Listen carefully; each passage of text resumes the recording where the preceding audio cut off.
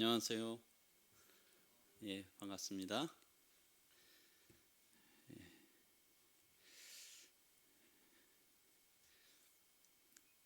뭐 똑같은 하루하루지만 또 이렇게 월이 바뀌고 년이 바뀌면 또 저희들의 마음에 새로움이 있는 것 같습니다. 주님께서 또 저희들에게 은혜의 귀한 한 날 또 새 주셔서 이렇게 주는 것, 우리 성도님들과 함께 또 예배드리고 또 함께 성경할 수 있음에 감사가 됩니다. 오늘 말씀은 예수 그리스도의 계보라고 하는 주제로 말씀드리도록 하겠습니다.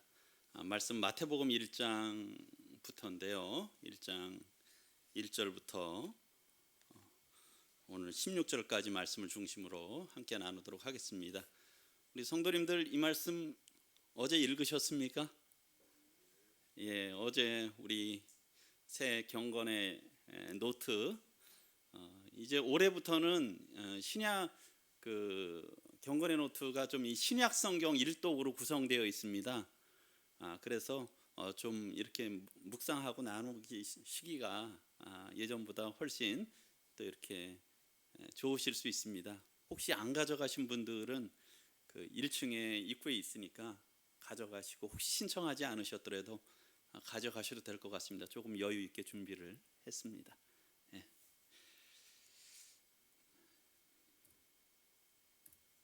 제가 여기에 잘 아시죠? 계보, 뭐 프리 의리는 족보라고도 하잖아요. 이게 참 쉽게 성경을 읽으면 우리 신약 성경부터 읽는데 가장 먼저 시작하는 게 이 마태복음부터 읽지 않습니까? 근데 읽기 시작하는데 이 족보부터 나오잖아요. 이 사람 이름도 낯설고 또 계속 낳고 해서 이거 읽다가 이렇게 멈추시는 분들도 있는데, 그렇죠. 이것이 다른 사람의 족보면 특별히 의미가 없겠죠. 그러나 저희의 생명 되신 이런 주님의 계보를 말씀하고 있는데, 제가 한번 읽어보도록 하겠습니다.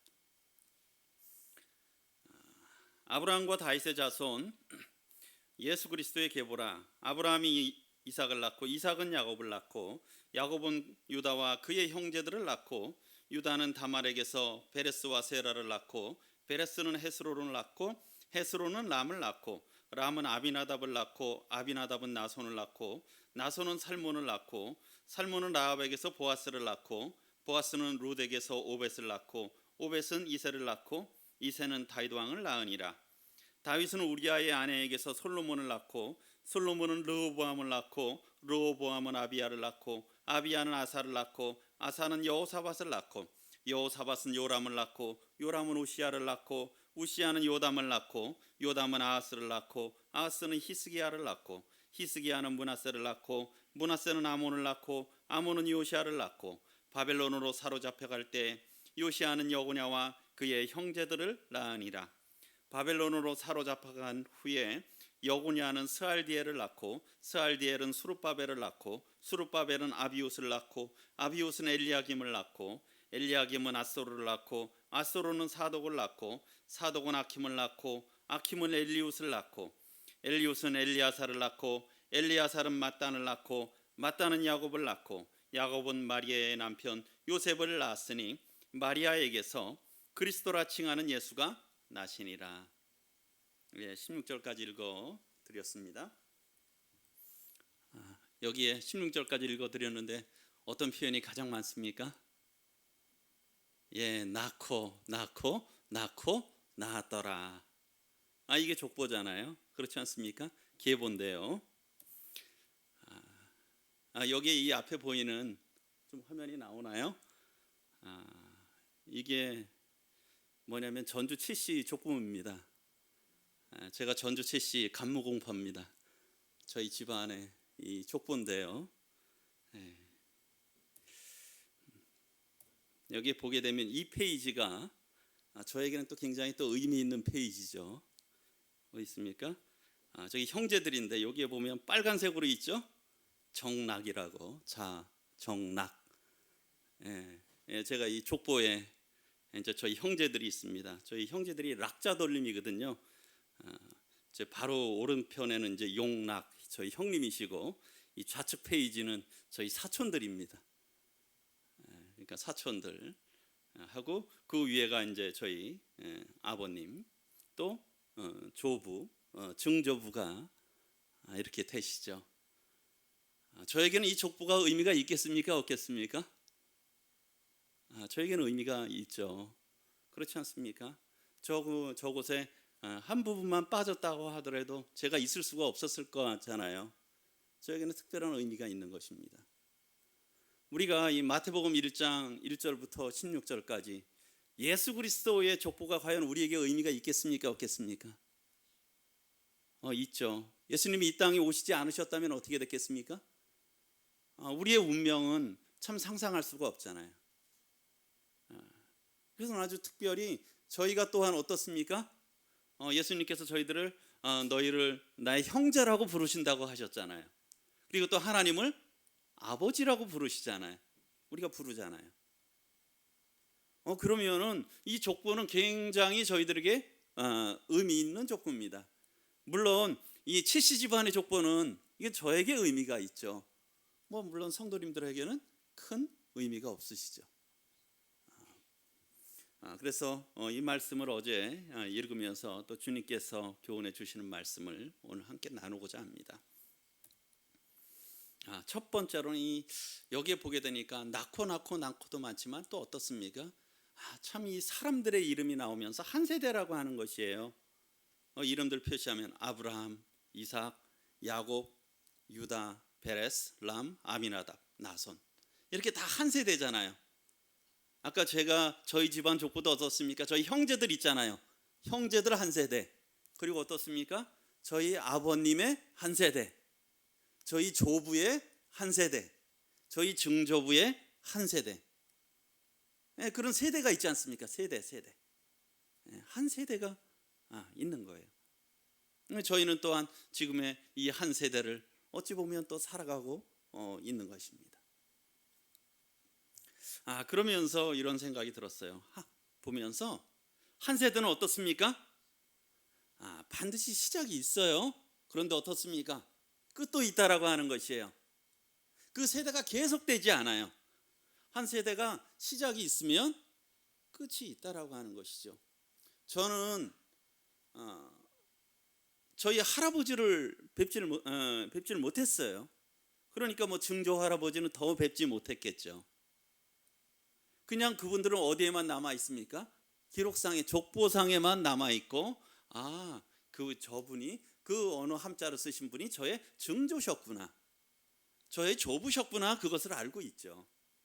그러나 분명히 제가 있다라고 하는 사실은 저의 증조 또 고조 그런 어른들이 계셨기 때문에 오늘날에 제가 있는 것은 또한 분명한 사실인 것이죠. 그러나 어쨌든 저의 그런 앞선 세대들은 이미 다 떠나신다라고 하는 것이에요. 저희 아버님이 올해 이제 88세가 되셨어요. 그런데 저희 시골 동네에 저희 아버님 세대가 이제 거의 다 떠나셨어요. 아버님하고 젊은 세대를 보내셨던 분들이 하나하나씩 다 떠나시는 것이죠. 특별히 어르신 분들은 그런 것 같아요. 같이 지내셨던 한 세대 같은 분들이 떠나시면 그리 섭섭해 하시는 거예요. 왜요? 이제 우리의 한 세대가 저물어 가는구나.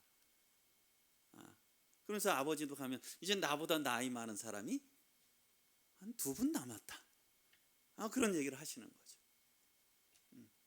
그래서 어쨌든 한 세대는 시작이 되지만 반드시 끝이 있다라고 하는 겁니다. 또 하나는 어떻습니까?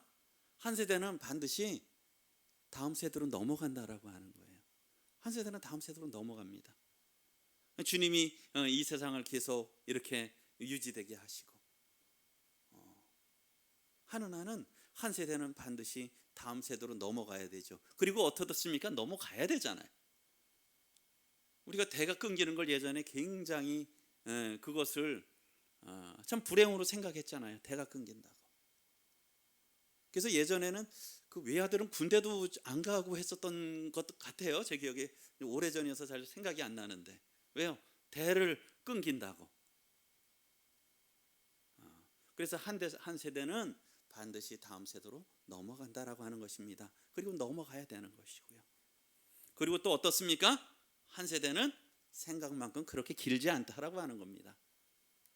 제가 울산에 20대에 왔습니다. 근데 저희 아이들이 20대예요. 그 얘기는 뭡니까? 한 세대가 이제 거의 다 갔다라고 하는 거죠. 참 엊그저께 온 것 같은데 정말 마음은 울산 제가 내려올 때 20대 마음 그대로인 것 같은데 그렇지 않잖아요. 외형적으로는 한 세대가 그렇게 빠릅니다. 저도 그런데 우리 저보다 저희 부모님 세대이신 여기 부친님 모친님들 어떠시겠어요? 더 빠르시잖아요. 한 세대는 그렇게 길지 않다라고 하는 겁니다. 잠깐 간다라고 하는 거예요.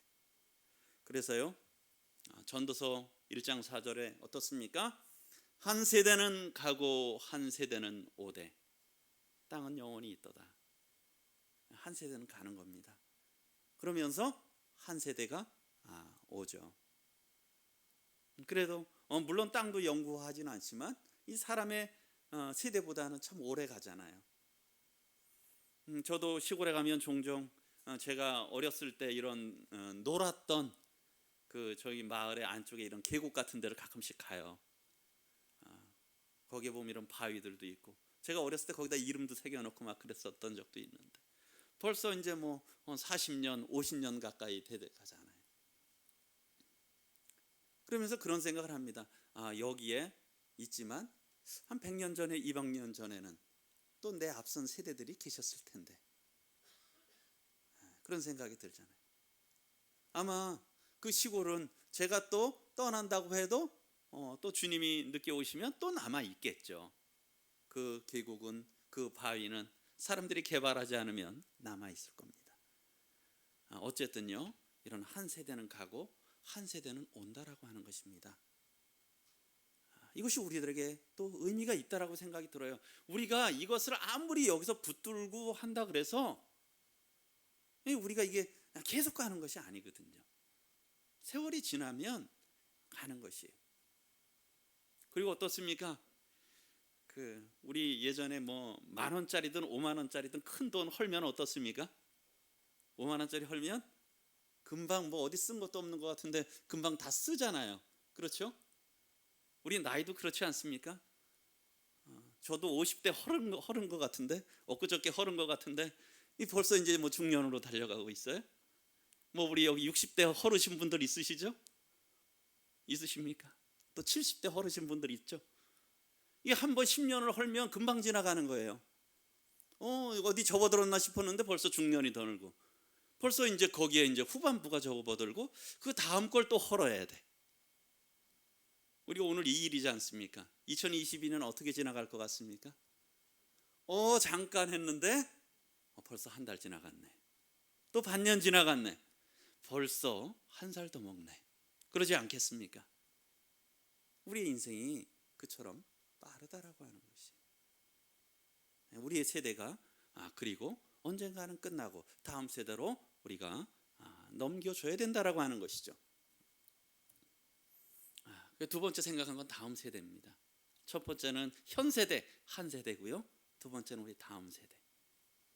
여기에 보게 되면 아까 말씀드렸듯이 아주 낳고가 굉장히 많잖아요. 낳고 낳았더라. 그런데요, 이게 굉장히 중요하죠. 왜 그러냐면요, 우리 현 세대에서 가장 중요한 일은 무엇일까요? 성경에서 말씀하고 있고 원리는 현 세대에서 가장 중요한 일은 다음 세대를 낳는 일이라고 생각이 듭니다. 다음 세대를 낳는 일이 중요한 거예요. 왜요? 내가 영원하지 않잖아요. 잠깐 있다가 없어지잖아요. 그렇기 때문에 우리 예전에 그렇게 힘드셨어도 우리 자식들 많이 낳았잖아요. 그리고 어떻게 됐습니까? 낳았을 뿐만 아니라 또 중요한 것이 뭡니까? 현 세대, 지금 살아가고 있는 세대에 있어서 가장 중요한 것은 다음 세대를 양육하는 거예요. 다음 세대를 키우는 겁니다. 다음 세대를 준비하는 거예요. 아닙니까? 우리 형제자매님들 이제까지 삶 생각해 보세요. 우리 젊었을 때는 부모님 품에서 어떻습니까? 저희가 잘하고 부모님이 저희들을 가르쳐 주셨잖아요. 저도 마찬가지예요. 시골에서 정말 땅 팔아서 소 팔아서 대학까지 보낸 거 아닙니까? 부모님이 땅 파셔서 평생 고생하면서 했잖아요. 예, 그래서 어떻습니까? 저도 이제 직장 다니고 여기 오니까 직장 생활하면서 또 아니면 일하면서 뭐 합니까? 자식 낳고 이제 자식 키우는 거 아니에요? 우리 많은 부모님들이 고생하고 수고하시잖아요.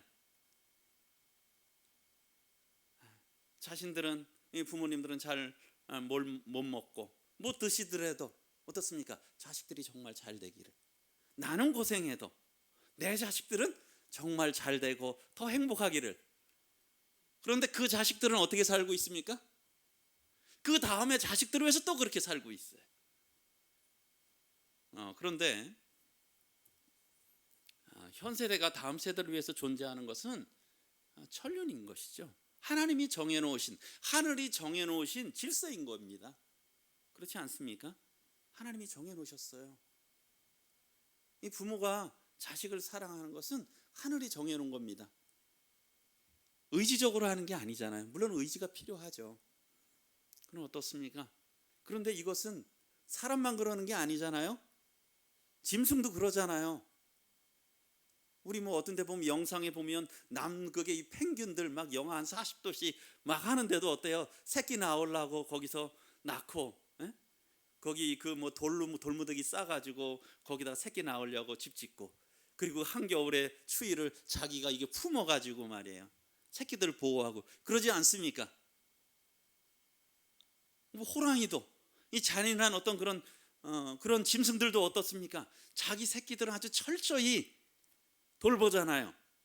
낳고 보호하고. 그게 본능이잖아요. 사실은 본능이라는 것이 무엇입니까? 하나님이 주신 거잖아요. 그래서 하나님께서 창세기에서 천지 만물과 사람과 모든 것을 창조한 다음에 아담과 하와에게 또 모든 생물에게 생육하고 번성하여 땅에 충만하라. 그것이 하나님의 뜻이잖아요. 그래서 어찌 보면 지금 저희가 살아가고 있는 것은 다음 세대를 위해서 살아가고 있는 것입니다. 그런데 요즘에 뭡니까? 이 세대가 잘못됐잖아요. 다음 세대를 별로 생각하지 않아요. 그렇지 않습니까? 다음 세대를 생각하지 않아요. 그게 하나님의 질서를 파괴하는 거예요. 결혼을 하지 않으려고 해요. 아이를 낳지 않으려고 해요. 그 이유는 어떻습니까? 요즘에 너무 힘들다라는 거예요. 물론 젊은이들의 마음이 이해가 됩니다. 그런데요, 우리 여기에 5, 60년대를 살아오신 저희 부모님 그 전 세대들, 그때가 살기가 쉽습니까? 요즘이 살기가 쉽습니까? 네?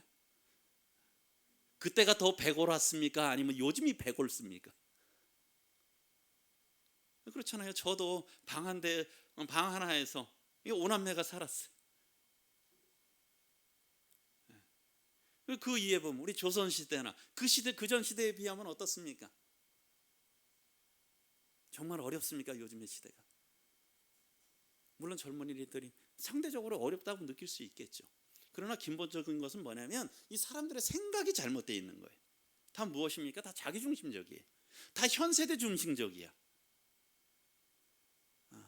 예전에 저희 부모님 세대만 해도 정말 자식을 위해서라면 모든 것을 다 했잖아요. 자식이 모든 거 했어요. 저희 부모님도 그러시고 모든 부모님들이, 대부분의 부모님들이 그랬다는 거예요. 요즘도 그러시죠. 그러나 아닌 경우도 요즘은 굉장히 많다는 거예요. 결혼 안 하고. 왜 자식을 안 낳습니까? 힘들잖아요. 나 혼자 살면 편한데. 우리가 지금 이러한 세대를 살아가고 있다는 겁니다. 그것이 지금 세상의 세대예요. 세상의 조류입니다.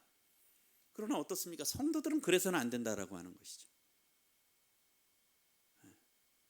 그래서 우리 이 세대가 지금 존재하는 것은 우리 세대만을 위한 것이 아니라 어찌 보면 다음 세대를 위해서 우리는 지금 존재한다는 거예요. 그 작년 뉴스에 이것이 하나 나왔어요. 11월 13일 날인데 여기에 보게 되면 오른쪽에 한 그 딸아이하고 이 젊은 아빠가 나오잖아요.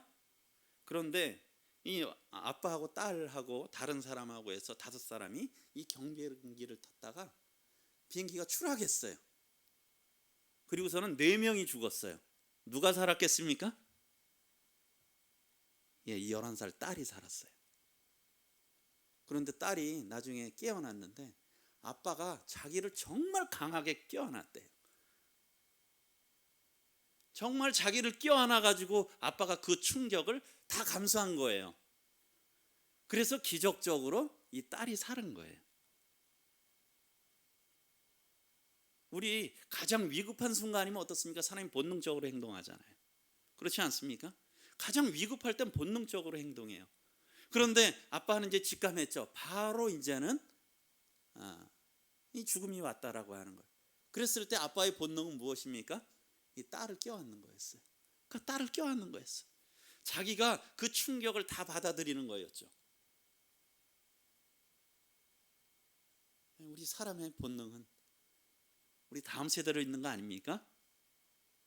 우리 자녀들이 아프면요, 저도 어릴 때 아이들이 아프면 아이들이 참 밤새 기침을 하고 깊은 데서 기침이 나오면 어떻습니까?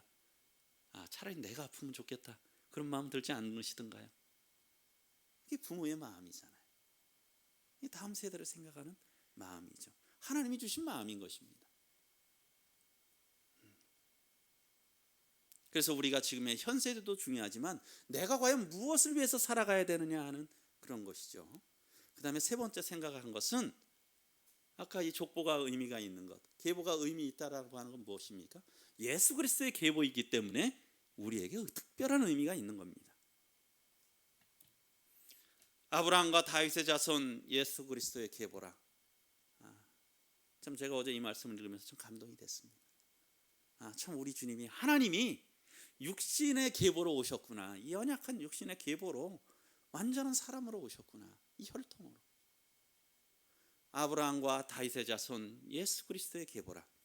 아브라함이 이삭을 낳고 이삭은 야곱을 낳고 야곱은 유다와 그의 형제들을 낳고 하며 계속 그 계보들이 나오고 있습니다.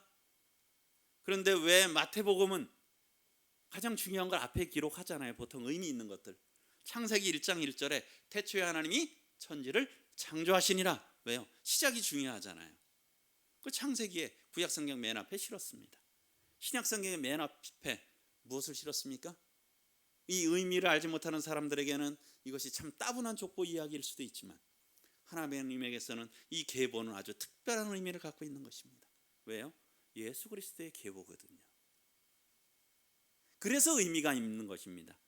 16절에 야곱은 마리아의 남편 요셉을 낳았으니 마리아에게서 그리스도라 칭하는 예수가 나시니라. 이걸 말씀하고 싶었던 거 아니겠습니까?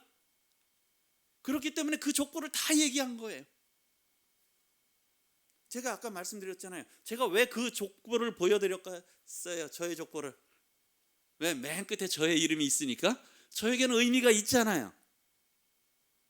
결국은 예수 그리스도가 저희들에게 다 큰 의미가 있는 분 아닙니까? 우리의 생명이시고 우리가 하나님을 아버지라 부르고 예수 그리스도로 말미암아 저희가 뭡니까? 한 족보가 됐잖아요. 우리 다 뭐라고 부릅니까? 형제 자매라고 부르잖아요. 형제님 자매님 부르죠? 이거 뭡니까? 한 계보라는 거잖아요. 육신의 혈통이 아니라, 혈과 육으로 난 것이 아니라 하나님께로부터 난 것이죠. 이 예수 그리스도의 계보라고 하는 것입니다. 그렇기 때문에 의미가 있다라고 하는 것이죠. 그래서 예수 그리스도의 계보, 이 계보의 목적은 무엇입니까? 예수 그리스도의 계보예요. 예수님에 대해서 말씀하시기 위해서 이 계보를 말씀하고 있다라고 하는 것입니다. 이 마태복음 1장 앞부분에서부터. 그렇기 때문에 모든 세대들에 대한 평가는 어떻게 됩니까? 이 계보의 목적에 따라서 평가돼요. 제가 단언하건대 여기 있는 분들 물론 이제 나중에 저희 딸들이 그 족보에, 칠시 집안 족보에 들어갈지 안 들어갈지 모르겠어요. 왜요? 저희 그 족보를 저희 작은 할아버지님께서, 저희 바로 앞에 사시는 할아버님이 하셨는데 한 20년 전에 돌아가셨어요. 그래서 족보를 이제 더 이상 흔히 업데이트하는 분이 없어요. 그런데 그 저희 족보에 우리 형제자매님들은 못 들어오시잖아요. 그렇지 않아요? 그럼 이 족보에, 예수님의 계보에 들어갈 수 있는 사람은 어떻습니까? 모든 사람들에 대한 세대들의 평가는 이런 계보의 목적과 관련되어 있다는 거예요. 예수님과 어떤 관계가 있느냐, 예수님의 계보와 어떤 관계가 있는 사람이냐에 따라서 거기에 기록이 된다라고 하는 것이죠. 그렇지 않습니까? 아무나 갖다가 그 족보에다 집어넣지 않잖아요. 관계된 사람들만, 관계된 분들만 족보에 집어넣잖아요. 그래서 우리가 예수님과 이 관계가 되지 않으면 이것은 굉장한 불행이잖아요. 예수님의 계보에 들지 못하면. 그런데요, 이 족보에 보면, 이 계보에 보면 어떤 사람들은 계보에 들었어요. 들 수가 없었는데 계보에 들었어. 그런데 어떤 사람들은 그 혈통으로 보면 들어야 돼. 그런데 들지 못했어요. 계보에 들어간 사람들, 특별히 들어간 사람, 3절에 보면 다말 나오죠. 유다의 며느리였잖아요. 근데 유다의 자식을 낳았어요. 이 다말. 그 여인이 포기하고 갔으면 이 계보에 들지 못했을 거예요. 그리고 어떻습니까? 이 기생 라합, 이방 여인 룻 들어갔지 않습니까? 그리고 우리아의 아내 밧세바라 그러지 않고 성경은 우리아의 아내, 우리아의 이름을 집어넣는데, 참 하나님께서 이 우리아의 충정을 기억하셨던 것 같아요. 우리아의 아내. 그리고요, 이 마지막으로 마리아가 들어가 있습니다. 특별한 이름들이 들어가 있어요. 믿음으로 살았던 며느리가 됐던, 기생이 됐던, 이방 사람이 됐든 상관없이 믿음으로 드려졌을 때, 그것을 바라봤을 때 그 계보에 들어갔다는 것이죠. 그런데요, 계보에 들어가야 됨에도 불구하고 빠진 사람들이 있어요. 4절에 보면 람 다음에 아비나답인데요, 거기에는 바로 이어졌다고 돼 있지만 애굽에서 종로로 하던 400년이 빠져 있어요, 통째로. 그래서 이 계보 나타라고 하는 의미는 법적으로 계보를 잇다라고 하는 의미도 갖고 있어요, 원래상으로. 그리고 살몬, 5절에 살몬에서 보아스잖아요. 그런데 여기에는 사사시대, 자기 소견대로 행하던 300년 사사시대가 통째로 빠졌어요. 그리고 8절에 요람은 유다 5대 왕입니다. 우시아는 10대 왕이거든요. 그 사이에 있는 아하시아, 아달랴, 요아스, 아마샤, 이런 악한 왕들이 빠졌어요. 그리고 11절에 보면 요시아는 16대 왕인데 여고냐는 19대 왕이에요. 이 할아버지와 손자 관계입니다. 그 사이에 있던 17대, 18대, 20대 이런 왕들이 빠져 있습니다. 이 악한 왕들. 물론 악한 왕들이 기록되기도 했지만 이 족보는 이 기록에 따라서 빼버렸어요. 하나님의 이 계보에서 어떤 사람들은요, 집어넣기도 하고, 대상이 안 됐는데도 들어가기도 하고, 어떤 사람들은 대상이 됐었는데도 빠졌다는 것이죠. 그것은 뭐와 관계되어 있습니까? 예수 그리스도와 관계되어 있다는 거예요. 하나님과 관계되어 있다라고 하는 것이죠. 하나님과 관계된 사람들은 들어가고, 관계되지 않은 사람들은, 하나님을 떠난 사람들은 빠졌다라고 하는 겁니다. 결론 및 이런 교훈에 대해서 말씀드리겠습니다. 앞서서 말씀드렸듯이 한 세대는 무엇이 있습니까? 끝이 있어요. 반드시 끝납니다. 그리고요, 다음 세대로 또 넘어가게 돼 있다는 것입니다. 좋든 싫든 간에 넘어갑니다. 세월이 지나면은요. 그리고요, 우리의 세대가 생각만큼 길지 않다라고 하는 겁니다. 우리 서로 얻으려고 하고 미워하고 다투고, 그거 얼마나 가겠습니까? 잠깐 갑니다. 아주 잠깐 가요. 이 귀한 세대를 우리가 그렇게 낭비할 수 없잖아요. 어떤 세상의 것들에 욕심내고 다투고 잡아보려고 이렇게 보내서는 안 된다라고 하는 것이에요. 주님의 마음으로 사랑하고 용납하고 주님의 뜻을 따라서 들여가고, 그리고 우리를 자신을 위해서 사는 것이 아니라, 성경의 원리는 뭡니까? 예수님도 자기 자신을 위해서 살지 않으셨잖아요. 우리 중에 누구든지 자기 자신을 위해서 사는 자가 없다고 했지 않습니까? 그래서 결국은 이 세대, 현 세대, 지금 이 말씀을 듣고 있는 성도님들이나 저나 이 세대의 가장 중요한 것은 무엇입니까? 다음 세대를 낳는 것입니다. 그리고요, 다음 세대를 양육하는 것이에요. 잘 키우는 것입니다. 이것이 현 세대에 하나님께서 저희들에게 주신 소명이라고 하는 것이죠. 우리가 존재하는 이유는 다음 세대를 위해서 존재한다라고 하는 겁니다. 세대가 끊어지면 뭡니까? 의미가 없잖아요. 그래서 우리가 다음 세대를 위한 영육간의 출생 참 중요하잖아요. 우리 영적인 출생들 많이 있는, 오늘도 우리 돌이라고 또 떡을 내셨는데 이런 거 참 감사하죠. 이 모임 안에 이런 새로운 출생이 있는 거 감사합니다. 이런 것들뿐만 아니라 우리 영적인 출생들이 계속 교회 안에 있어서 축하가 있어야 된다는 거예요. 그래야 다음 세대가 유지된다라고 하는 것이죠. 그리고 낳은 새로운 신생아들을 잘 관리해서 잘 키워야 되잖아요. 우리의 후세대니까. 결국은 우리잖아요. 그리고요, 결국은 잘 키우느냐 못 키우느냐, 그것은 뭐에 따라 달려 있습니까? 모든 세대의 진정한 가치는, 우리의 삶의 진정한 가치는 예수 그리스도의 계보와 관계가 있다는 것입니다. 구약 성경과 복음서는 무엇에 대해서 말씀하고 있습니까? 많은 역사들이 기록하고 있지만 결국은 예수님의 오심에 대해서, 주로 초림에 대해서, 물론 재림에 대해서도 말씀하고 있지만, 이 구약 세대는 이 역사들이 뭡니까? 사람들의 역사가, 그 마태복음의 1장의 이 인물들이 다 대부분 주된 주인공들 아니에요, 거기에. 예수님의 초림에 대한 계보의 역사예요. 그들의 상세한 내용을 기록하고 있는 겁니다. 그러면은 주님이 승천하온 후에 오순절돌이 이후에 교회가 생겼잖아요. 그리고 계시록까지 기록되어 있습니다. 앞으로 이 일에 대해서 기록하고 있어요. 여기는 지금 뭐에 대해서 쓰고 있겠습니까? 주님의 다시 오심 재림에 대해서 기록을 하고 있어요. 그 역사를 지금 우리는 써가고 있는 것이죠. 그래서 우리가 이 땅에서의 어떤 삶을 살아가느냐에 따라서 하늘에서 기록될 그 계보에 기록될 수도 있고 누락될 수도 있고, 그렇지 않겠습니까? 그래서 진정한 삶이라고 하는 것은 예수 그리스도 말미암아 구원받고 그 가운데서 살아가는 것이죠. 이것이 가장 가치 있는 것입니다.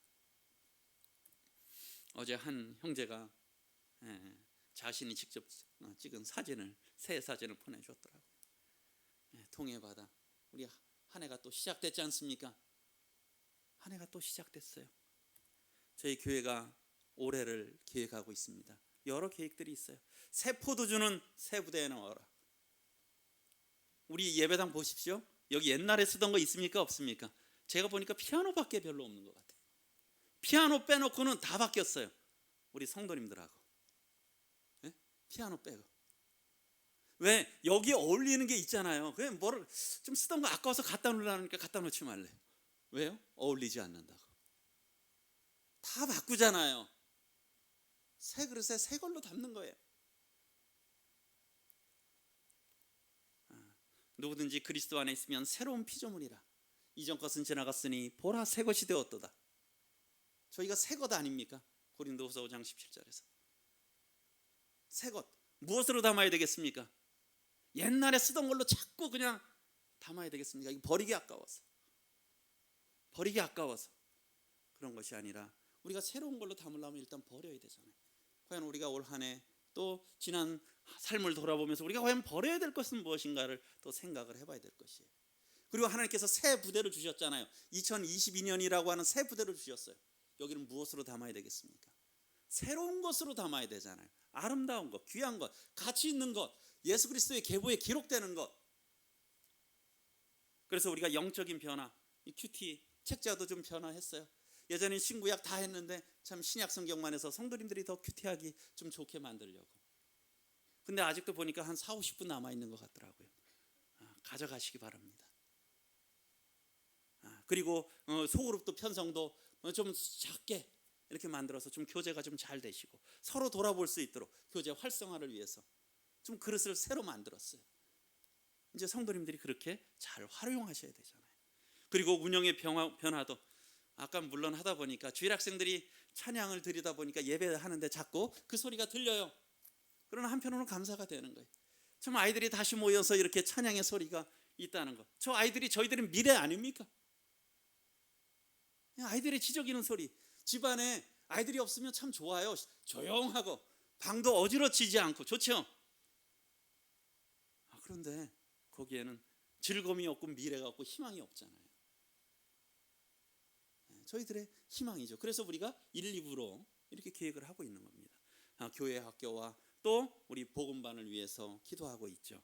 또 예배를 더 많은 분들이 드리기 위해서 1, 2부로 큰 변화지만 이런 것들을 코로나 상황 외에도 계획을 했었습니다.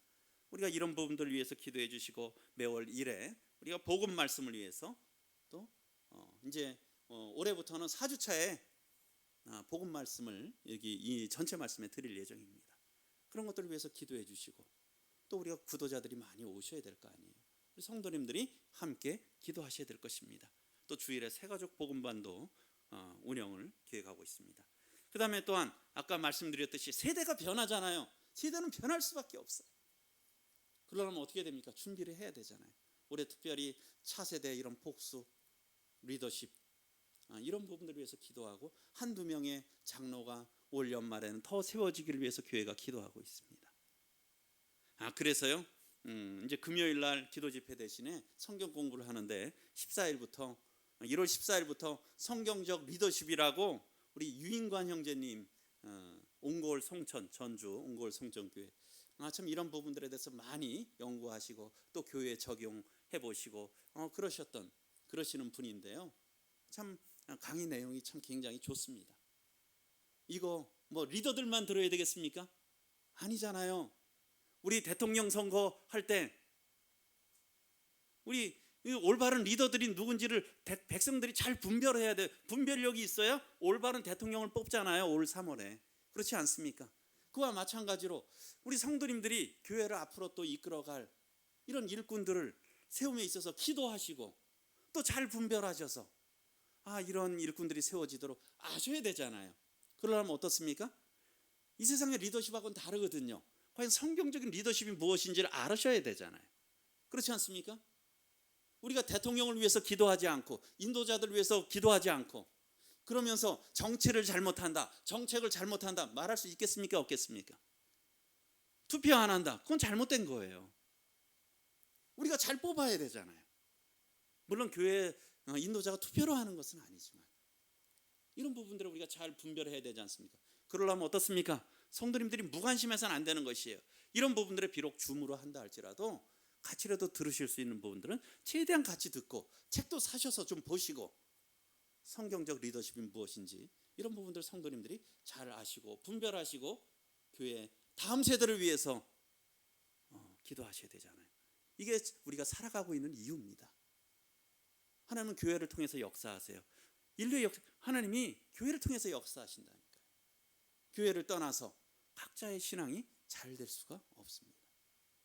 교회를 위해서 기도해 주시고 함께 해야 될 것이에요. 그래서 우리가 2022년 주님이 허락하신 이런 목표, 새 포도주는 새 부대에 넣어라. 그래서 결국 어떤 교회예요? 은혜와 정말 하나님의 은혜와 하나님의 진리의 말씀을 따라서 섬기는 건강한 교회. 우리가 산모가 건강해야 아기가 건강하죠. 그렇지 않습니까? 산모가 건강하지 않은데 아기가 건강할 수가 없어요. 우리 현 세대가 건강하지 않은데 우리 교회가 건강하지 않은데 다음 세대 교회가 건강할 수가 없는 겁니다. 그래야 건강한 자녀들을 출산할 수 있잖아요. 이런 건강한 교회가 돼서 결국 울산 중부교회가 어떤 교회예요? 주님이 다시 오실 때까지 대가 끊어지는 것이 아니라 정말 예수 그리스도의 계보를 이어야 되잖아요. 울산 중부교회가. 그래야 되지 않겠습니까? 이 세대에 끝내서는 안 되잖아요. 정말 이 아름다운 계보를 이어가는 울산 중부교회가 돼야 될 것입니다. 그래서 우리가 올 한 해 또 새롭게 허락하셨는데 새 포도주는 새 부대, 새로운 마음으로 우리가 새로운 세대를 위해서 준비하는 또 우리의 생애를 들여가는 한 해, 정말 가치 있는 한 해가 되기를 소망합니다. 이상으로 말씀 마치도록 하겠습니다. 감사합니다.